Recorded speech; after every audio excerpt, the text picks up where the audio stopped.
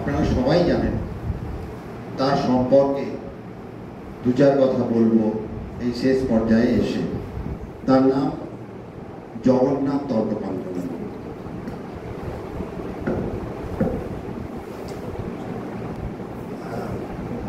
যে ভদ্রলোক আমাদের এত কাছে থাকেন, তার কথা আমাদের এই আঞ্চলিক ইতিহাস চর্চায় যদি একটু বলতে পারি, এই লোভে আপনাদের উপর আটকে রাখা। কারণ বিষয়টা হচ্ছে এই যে একটা সময় নবদ্বীপ ত্রিবেণীতে এসে পৌঁছেছিল যে লোকটির কারণে, এই পণ্ডিত প্রহরের কারণে। তার নাম জগন্নাথ তর্কপাঞ্চনন। জগন্নাথ তর্কপাঞ্চননের বাড়ি গিয়েছিলাম। বাড়িতে গিয়ে যেটা দেখতে পেয়েছি সেটা একদম শেষে রেখেছি। এই যে ফটোগ্রাফ, এটা অনেকে স্বীকার করেন, অনেকে স্বীকার করেন না। অনেকে বলেন এটা একটা কাল্পনিক ছবি, অনেকে বলেন না এটা জগন্নাথ তর্কপাঞ্চননেরই ছবি। হুগলি জেলার ইতিহাসে আমরা যদি কোনোদিন সত্যি সত্যি বিস্তৃতভাবে হুগলি জেলার ইতিহাস চর্চা করতে পারি, তবে যাকে বাদ দেওয়া যাবে না তিনি জগন্নাথ তর্কপাঞ্চনন। নানা গল্প কথিত আছে, সেসবের বিষয় গবেষণাপত্রের নয়। অসাধারণ স্মৃতিশক্তির অধিকারী, প্রাচীন ভারতীয় শাস্ত্রের ক্ষুরধার পণ্ডিত। ত্রিবেণী অঞ্চলে 1694 খ্রিস্টাব্দে জন্মগ্রহণ করেন, অনেকে বলেন 1695। স্বচ্ছ সলীলা ভাগীরথী, পাশে ত্রিবেণী সঙ্গম, অনাদিকাল থেকে পুণ্যতীর্থ হিসেবে প্রাচীনকাল থেকে নির্ণীত।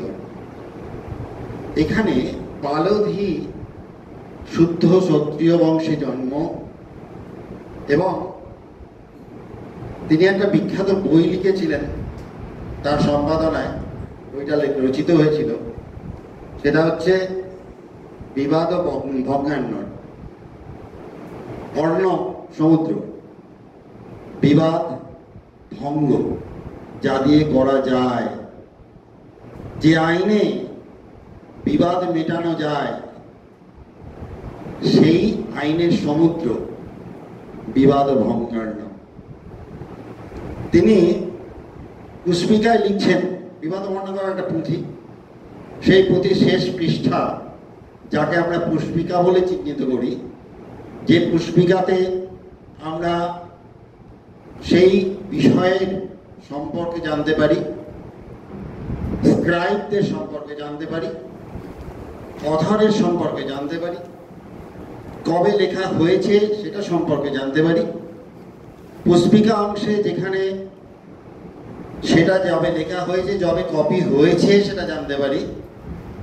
বিবাদ ভঙ্গার নামে পুষ্পিকা অংশে আমরা পাচ্ছি পরিচ্ছেদা আখিল বিদ্যাধারা পরিশীলন বিমলীকৃত পালধি কুল প্রসূত জাহ্নবী সমলঙ্কৃত ত্রিবেণী নিলয় শ্রী রুদ্র তর্কবাগীশ ভট্টাচার্যাত্মজ শ্রী জগন্নাথ তর্কপাঞ্চনন ভট্টাচার্যাকৃত বিবাদ ভঙ্গার নামে। অর্থাৎ তার বাবার নাম বলে দিলেন রুদ্র তর্কবাগীশ, কোথায় তার নিলয় আলয় সেটা বলে দিলেন ত্রিবেণী, তার বংশ বলে দিলেন পালধি, তার কুলটাও বলে দিলেন। জগন্নাথের আদিপুরুষ দীননাথ কথিত আছে যশোর থেকে ত্রিবেণীতে এসে স্থায়ী হন। জগন্নাথের পিতা রুদ্রদেব তর্কবাগীশ আর জ্যাঠামশাই ভবদেব ন্যায়লঙ্কার, উভয়ে সেই সময় সুপণ্ডিত ছিলেন। রুদ্রদেব বাড়িতেই একটা চতুষ্পাঠী পরিচালনা করতেন। তার বাড়িটা ছিল বৈকুণ্ঠপুর বলে এখন যে জায়গাটা, সেই জায়গায়। তার প্রবোধ চন্দ্রোদয় নাটকের টিকা বাংলাদেশে জনপ্রিয় হয়েছিল। প্রবোধের ন্যায়লজ্ঞা স্মৃতিগ্রন্থের প্রণেতা ছিলেন দাদা। তিনি 1729 সালে তীর্থসার নামে একটি গ্রন্থ রচনা করেন। জগন্নাথ তর্কপঞ্চনার জন্ম বৃত্তান্ত নিয়ে একটা কাহিনী প্রচলিত আছে। এটা আমি পেয়েছি উমাচরণ ভট্টাচার্যের বই থেকে। সেই কাহিনী পাথুরে প্রমাণ আমার কাছে নেই, যেটুকুনি উমাচরণ বাবুর বইতে পেয়েছি সেটাই বলছি। রুদ্রদেব তর্কবাগীশ যখন তার 64 বছর বয়স, তার স্ত্রী বিয়োগ হয় এবং তার একটিমাত্র সন্তান, তারও মৃত্যু। মানসিকভাবে ভেঙে পড়েছেন রুদ্রদেব, ভাবছেন কাশিবাসী হবে। এই সময় রুদ্রদেবের একান্ত বন্ধু, নিত্যানন্দপুরে তার বাড়ি, তার নাম চন্দ্রশেখর বাচস্পতি। আমি কিছুদিন আগে এই চন্দ্রশেখর বাচস্পতির সন্ধানে নিত্যানন্দপুরে যাই, তার সঙ্গে আরো একটা কাজ ছিল। তা চন্দ্রশেখর বাচস্পতির বাড়িটা আমি দেখেছি। এখন যেটা বেহুলা নদী, সেই বেহুলা নদী থেকে উঠে 20-25 হাত গেলেই তার বাড়ি। চন্দ্রশেখর বাচস্পতি আর জগন্নাথ তর্কমঞ্চনের বাবা অভিন্ন হৃদয় বন্ধু ছিলেন এবং তারও ত্রিবেণীতে একটি চতুষ্পাঠী ছিল।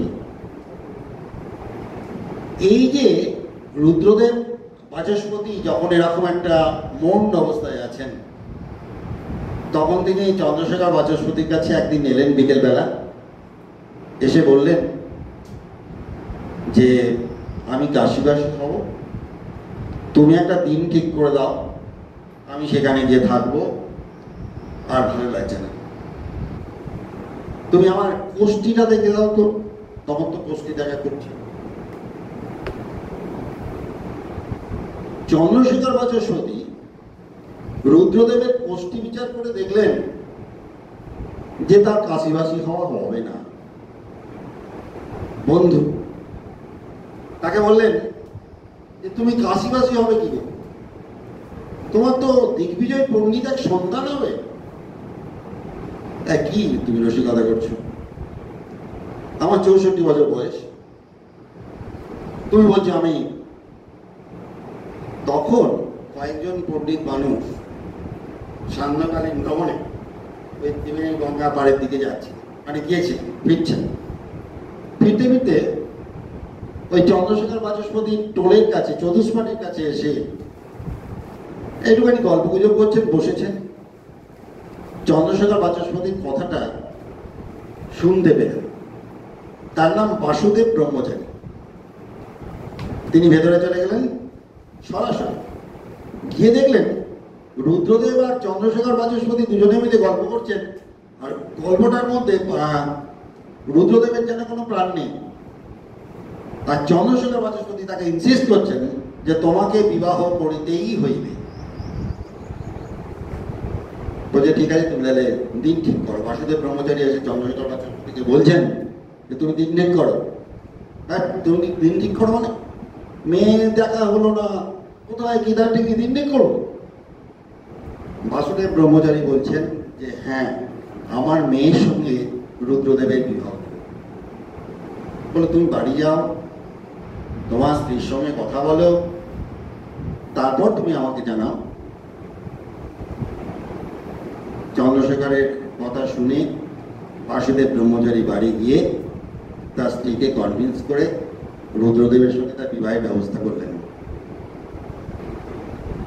কিন্তু 64 বছর বয়সে রুদ্রদেব বিবাহ করেও মনে শান্তি পেলেন না। কেন? তার মনে হলো যে আমি একটি কন্যাকে ডিপ্রাইভ করছি। তিনি কাশীতেই গেলেন। কাশীতে গিয়ে কিছুদিন পর সেখানে একটি তিনি ব্রত উদযাপন করলেন। অপত্য কামনায় বলাই ভালো। সেখান থেকে ব্রত উদযাপনের পর ত্রিবেণীতে ফিরে এলেন অগত্যা।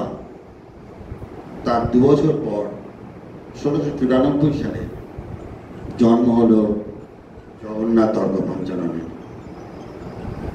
এই জগন্নাথ তর্কপঞ্চানন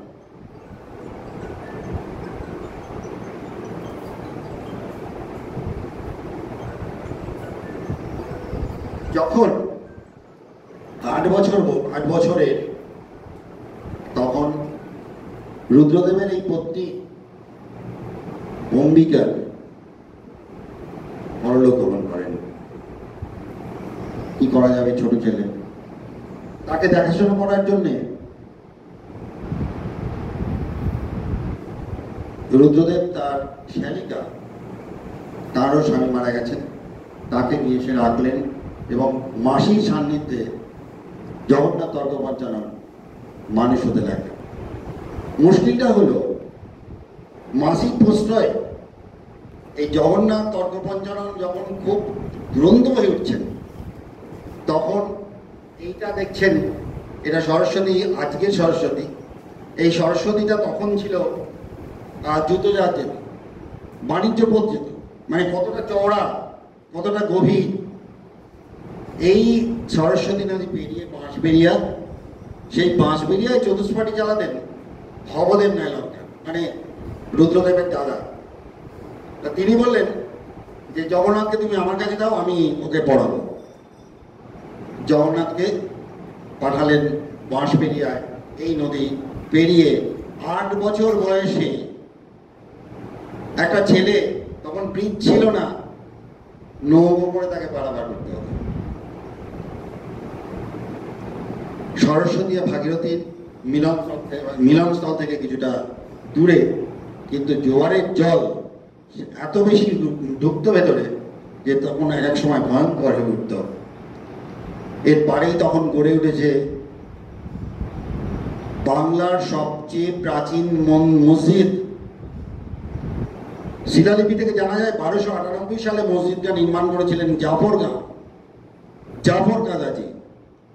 তার পাশ দিয়ে একটা রাস্তা ছিল, মাটির রাস্তা, সরাসরি পঞ্চাননতলা দিয়ে, আজকে যেটা হংসেশ্বরী, তার পাশেই ভবদেব নায়লঙ্কারের টোলজি। 1847 সালের মে মাসে প্রকাশিত জার্নাল অব দ্য এশিয়াটিক সোসাইটিতে দেখতে পাচ্ছি একটা প্রবন্ধ, হুগলির কাছে ত্রিবেণী মন্দিরের একটি বিবরণ। জগন্নাথ এই মন্দিরের পাশ দিয়ে পঞ্চাননতলা পেরিয়ে জ্যাঠামশায়ের টোলে পড়তে যেতেন। বিপদ সংকুল এই পথ বর্ষায় আর ভয়ঙ্কর হয়ে উঠত। তিনি তখন পড়ছেন সাহিত্য, অলঙ্কার। অল্প দিনের মধ্যেই ভবদেব জগন্নাথ তর্কপঞ্চাননে, তখন তো তর্কপঞ্চানন হননি, জগন্নাথের মেধা, স্মৃতিশক্তি দেখে স্মৃতিশাস্ত্র পড়াতে আরম্ভ করলেন। এটা হচ্ছে 1298 সালে তৈরি জাফর গাজীর মসজিদ। এটা 2টো পার্ট আছে, এটা নিয়ে অন্য একটা দিন কাজ করা যাবে। এটা হচ্ছে পঞ্চাননতলা, যে পঞ্চাননতলার পাশ দিয়ে ভবদেব নায়লঙ্কারের চতুষ্পাটিতে প্রতিদিন জগন্নাথ তর্কপঞ্চানন যেতেন। স্মৃতিশাস্ত্র পড়ানোর পর খুব দ্রুত জগন্নাথের পারদর্শিতা দেখে অলঙ্কার, স্মৃতিশাস্ত্র এবং শেষ পর্যন্ত ন্যায়শাস্ত্রে পাঠদান আরম্ভ করলেন ভবদেব নায়লঙ্কার। 15 বছর বয়সে বিবাহ হলো জগন্নাথের, আর তার কিছুদিন পরেই জ্যাঠামশাই ভবদেব নায়লঙ্কার মারা গেলেন।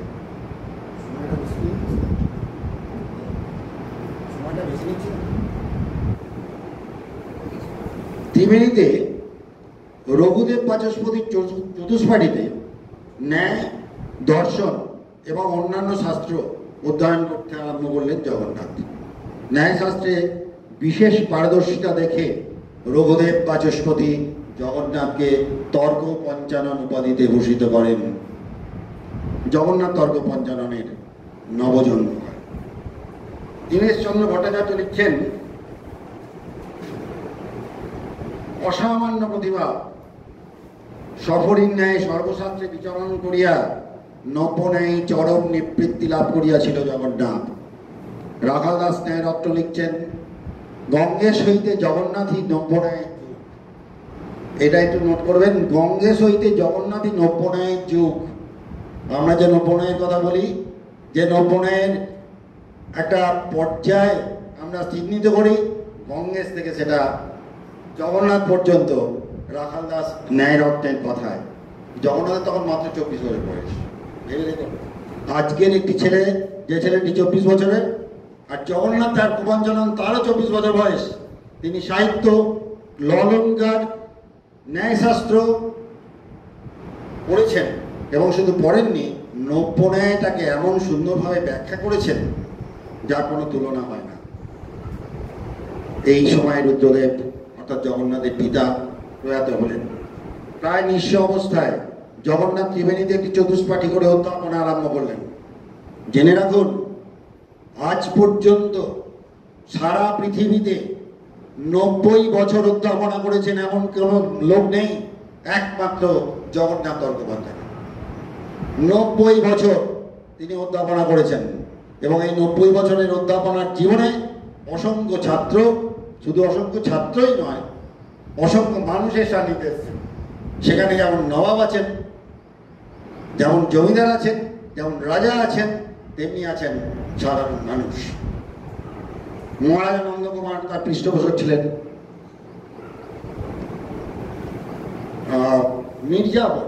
মির্জাফর তখন নবাব। মির্জাফর জগন্নাথের পাণ্ডিত্যে মুগ্ধ হয়ে অন্যান্য উপহারের সঙ্গে একটা মোহর দিলেন, এবং সেই মোহরে লেখা ছিল, সুধীবর কবি বিপেন্দ্র শ্রীযুক্ত তর্কপঞ্চানন ভট্টাচার্য। তখনকার দিনে আপনাকে যদি পাকা বাড়ি করতে হতো, নবাবের মোহর আনতে হতো। যদি আপনাকে চতুর্দোলায় চেপে কোথাও যেতে হতো, মোহর দেখাতে হতো। আর জগন্নাথ তর্কপঞ্চাননের কাছে সেগুলো ছিল না। এই এশিয়াটিক সোসাইটি প্রতিষ্ঠাতা 1784 সালে, যার হাত ধরে এশিয়াটিক সোসাইটি প্রতিষ্ঠিত হয়েছিল, তার নাম উইলিয়াম জোন্স। উইলিয়াম জোন্স প্রথম সংস্কৃত শিক্ষক ছিলেন জগন্নাথ তর্কপঞ্চানন, এবং উইলিয়াম জোন্স কলকাতা থেকে ত্রিবেণীতে এসে সংস্কৃত অধ্যয়ন করেছেন একটা সময়ে জগন্নাথ তর্কপঞ্চাননের কাছে। কিন্তু উইলিয়াম জোন্স যেহেতু ম্লেচ্ছ বলে তাকে দূরে সরিয়ে দিয়ে দেওয়া হয়েছিল একটা সময়, কিন্তু জগন্নাথ তর্কপঞ্চানন বাইরে বসে আমাদের এই উইলিয়াম জোন্সকে সংস্কৃত পড়িয়েছিলেন। ধর্মশাস্ত্রের কথা আমরা অনেকে জানি, অনেকে জানি না। সাধারণভাবে যেসব গ্রন্থে ব্রাহ্মণাদি চতুর্বর্ণ ও ব্রহ্মচর্যাদি চতুরাশ্রমের কর্তব্য আলোচিত হয়েছে, সেই সব গ্রন্থকে ধর্মশাস্ত্র বলে, এরকমই পণ্ডিতেরা বলে থাকে। পণ্ডিতেরা ধর্মশাস্ত্রকে স্মৃতিশাস্ত্রের সঙ্গে এক করে দেখেছেন। মনুস্মৃতি, যাজ্ঞবল্ক্য স্মৃতি, কাত্যায়ন স্মৃতি, বিষ্ণু স্মৃতি। এখন আমাদের মুশকিলটা হচ্ছে যে তখনকার দিনে কোর্ট ছিল না, আমাদের নির্ভর করতে হতো এই স্মৃতিশাস্ত্রের ওপরে, যেটা আবার ধর্মশাস্ত্রের সঙ্গে সম্পর্ক। 11দশ শতাব্দীর বিখ্যাত পণ্ডিত বিজ্ঞানেশ্বর, মিতক্ষা এবং ওই 11দশ শতাব্দীর বাংলার পণ্ডিত জীবন্ত বাহনের দায়ভাগ, এই ছিল তখনকার দিনে আইনের পুস্তক। 16 শতাব্দীর বিখ্যাত পণ্ডিত রঘুনন্দন দায়ভাগকে যুগোপযোগী করলেন। মোগল আমলের যে বিচার ব্যবস্থা ছিল শরীয়তি আইন, হিন্দুদের ক্ষেত্রে দায়ভাগ মেনে পণ্ডিতেরা তার সঙ্গে একটা মিল করার চেষ্টা করলেন। বিচারের এই পণ্ডিতের পদ্ধতির নাম ছিল ব্রাহ্মণ আদালত। এই আদালতের রায় নবাব বাদশাহ পর্যন্ত মেনে চলতেন। ঔপনিবেশিক শাসনের প্রথম দিকে এই ব্রাহ্মণ আদালতকে নবীকরণের নির্দেশ দেন। পণ্ডিতদের ব্যবস্থাপত্র আদালতে পড়ে শোনানো হতো, আদালত চূড়ান্ত রায় দিতেন। 1774 খ্রিস্টাব্দে কলকাতায় সুপ্রিম কোর্ট স্থাপিত হয়। বড়লাট হেস্টিংস ন্যাথানিয়াল ব্রাসি হ্যালহেডকে ধর্মশাস্ত্র থেকে কার্যকরী একটি ব্যবস্থা সম্বলিত পুস্তক প্রণয়ন করতে বলেন। হ্যালহেড বাণীশ্বর বিদ্যালঙ্কার ছিলেন একজন তৎকালীন সময়ের এক বিখ্যাত পণ্ডিত। তার নেতৃত্বে 10 জন পণ্ডিতকে দিয়ে একটা পণ্ডিত সভা তৈরি করলেন, এবং তিনি 1715 সালের ফেব্রুয়ারি মাসে একটি বই লিখলেন, বইটা মানে সংকলন করলেন ইনফ্যাক্ট, যেটার নাম হচ্ছে বিবাদ অর্ণব সেতু। বিবাদ অর্ণব সেতু, বিবাদ সমুদ্রের ওপর সেতু বন্ধন। হ্যালেন বইটি হাতে পেয়ে ফার্সিতে অনুবাদ করলেন, তর্জমা করলেন। এরপর হ্যালেন নিজে সেটিকে ইংরাজিতেও অনুবাদ করেন। 1775 সালের মে মাসে সেটা প্রকাশিত হয়। মুশকিলটা হচ্ছে এই যে বারবার অনুবাদ করতে করতে তার নিজস্ব যে সেন্ট, নিজস্ব যে এসেন্স সেটা হারিয়ে যায় এবং তৎকালীন যে বিচার ব্যবস্থা সেটা মুখ থুবড়ে পড়ে। সেই সময় লর্ড কর্নওয়ালিস হিন্দুদের জন্য একটি আইন পুস্তক প্রণয়ন করার কথা বলেন উইলিয়াম জোন্সকে। যদিও উইলিয়াম জোন্স চিঠিটা লিখেছেন কর্নওয়ালিসকে প্রথমে, এবং উইলিয়াম জোন্সের সেই চিঠিটাকে তিনি অ্যাকসেপ্ট করেন। উইলিয়াম জোন্স প্রস্তাব দেন যে জগন্নাথ তর্কভঞ্জনন ফিটেস্ট মানুষ যিনি এই সংকলনটা করতে পারেন। 1788 খ্রিস্টাব্দের শেষ ভাগ থেকে, ভেবে দেখুন তার কত বয়স, 1694 জন্ম। যে কথা বলছি 1788, মানে 88 আর 6 94, 94 বছর বয়সের একজন মানুষকে সংকলন করতে দিলেন। এবং তিনি 4 বছর পর 1792 সালে বিবাদ ভঙ্গার্ণব বইয়ের পাণ্ডুলিপি উইলিয়াম জোন্সের হাতে তুলে দিলেন। যদি আপনারা কেউ এই পাণ্ডুলিপি দেখতে চান, এশিয়াটিক সোসাইটি একটা সময় ছিল ফোর্ট উইলিয়াম কলেজে, সেখান থেকে সমস্তটা এশিয়াটিক সোসাইটিতে নিয়ে আসা হয়েছে এবং সেই এশিয়াটিক সোসাইটিতে বিবাদ ভঙ্গার্ণব এখনো সংরক্ষিত আছে। জগন্নাথের বিবাদ ভঙ্গার্ণবের ভূমিকা তিনি লিখেছেন যে মঙ্গলাচরণ প্রথমে করেছেন, তারপর 5টা ভাগে ভাগ করেছেন: রিমনাম দ্বীপ, নিক্ষেপ দ্বীপ, বৃত্তাদি দ্বীপ, পারস্যাদি দ্বীপ এবং দায়ভাগ। বিবাদ ভঙ্গার্ণব কখনো মুদ্রিত হয়নি। অনুলিপি অনুলিপি অনুলিপি করতে করতেই সেগুলো আজকের দিনে এসে পৌঁছেছে। অনেকগুলো জায়গায় এই অনুলিপি রক্ষিত আছে। ত্রিবান্ধমে আছে, তাঞ্জোরে আছে, সম্পূর্ণানন্দ বিশ্ববিদ্যালয়ে আছে, লন্ডনের ইন্ডিয়া অফিস লাইব্রেরিতে আছে। 1807 সালে 19শে অক্টোবর নবাব আলীবর্দী খানের সঙ্গে তার বিশেষ সখ্যতা ছিল। কৃষ্ণচন্দ্র রায়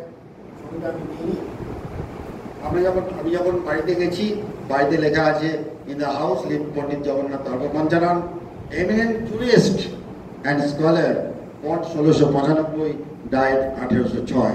আর আমি যে তথ্য পাচ্ছি সেই তথ্যে পাচ্ছি 1694 এবং 1807। এখন 1807 খ্রিস্টাব্দের 19শে অক্টোবর 113 বছর বয়সের ত্রিবেণীতে ভাগীরথী তীরে নবমীতে এই পণ্ডিত প্রবরের দেহাবসান হয়। এমন একজন মানুষের জীবন আজ পর্যন্ত অল্পশ্রুত হয়ে গেছে। জগন্নাথের দীর্ঘ জীবন, স্বাস্থ্য ও মেধাশক্তির মূলে ছিল তার নিয়মনিষ্ঠ শৃঙ্খলাবদ্ধ জীবনচর্যা। নমস্কার, এই হলেন জগন্নাথ। এবারে আনবেন সবাইকে আমাদের এসডিএমটির অন্যতম ট্রাস্টি মাননীয় শ্রী সোহম চট্টোপাধ্যায়।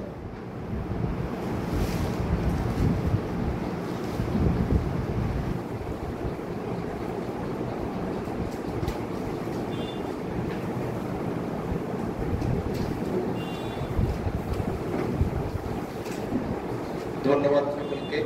আজকে আপনারা সবাই এখানে এসে উপস্থিত হয়েছেন, এই সেমিনারটা শুনলেন, খুব ভালো লাগলো। আমি প্রথমেই ধন্যবাদ দিতে চাইবো এই শ্রী অরবিন্দ শিক্ষা কেন্দ্রকে এই সুন্দর সেমিনার হলটা আমাদের ব্যবস্থা করে দেওয়ার জন্য। আবারও আমি ধন্যবাদ জানাবো শ্রী সম্রাট চট্টোপাধ্যায়, শ্রী সুতপা চট্টোপাধ্যায়কে এই সেমিনারটা এত সুন্দরভাবে অর্গানাইজ করার জন্য। আপনারা সকলে এসেছেন, শুনলেন এতক্ষণ ধরে বসে, নিশ্চয়ই ভালো লাগলো। এরপরে এরকম আরও অনেক এরকম প্রোগ্রাম হবে, সেখানেও আপনারা আমাদের সহযোগিতা করবেন এই আশা করি। ধন্যবাদ।